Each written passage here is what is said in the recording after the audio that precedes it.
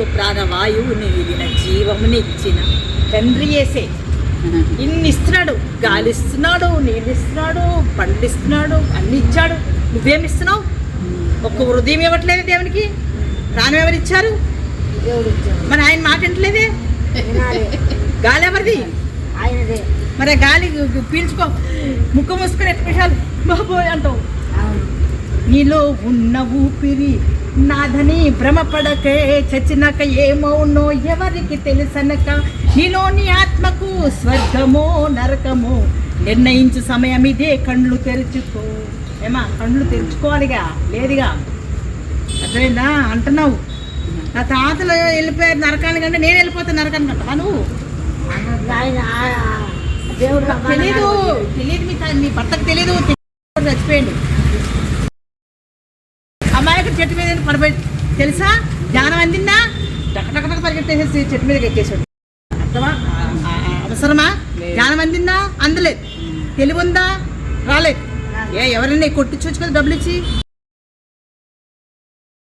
10 రూపాయలు ఇస్తే 100 రూపాయలు కొట్టకపోతుంది. బతికినా ఈ రోజున జ్ఞానం అందలేదు నీ భర్తకి. నీ బతికినా ఇంకా నీలోని ఆత్మకి జ్ఞానం ఎవరిస్తారు? ఇక్కడ ఎవరిస్తారు జ్ఞానం? నీ తల్లి ఇస్తుందా? అలా అమ్మిస్తుందా? లేకపోతే నువ్వివ్వగలుగుతావా? జ్ఞానం ఆయన సంపద. ఏమా జ్ఞానం ఆయన సంపద. ఈ రోజున కార్లు అన్నీ ఉన్నాయి, ఇంజిన్లు ఉన్నాయి కూడా. కార్ ఇంజిన్లు అన్నీ అంటాడు నాకు ఇంత జ్ఞానం ఇచ్చాడు దేవుడు. కరెంటు నచ్చాడు, అమ్మ ప్రార్థన వల్ల ఆ కరెంటు కనిపెట్టాడు. థామస్ ఏమా సెల్లం చూడు, ఆయన Christian. A to Z, train, flight, current, engines అన్నీ దేవుని బిడ్డలు తయారు చేసిందే. నీ ప్రాణం ఆయన ఇచ్చిందే. ఇంకెవరికి ఎవరిచ్చారంటావు? ఏమా ప్రాణం ఆయన ఇచ్చిందేనే ఎవరిచ్చారంటావు?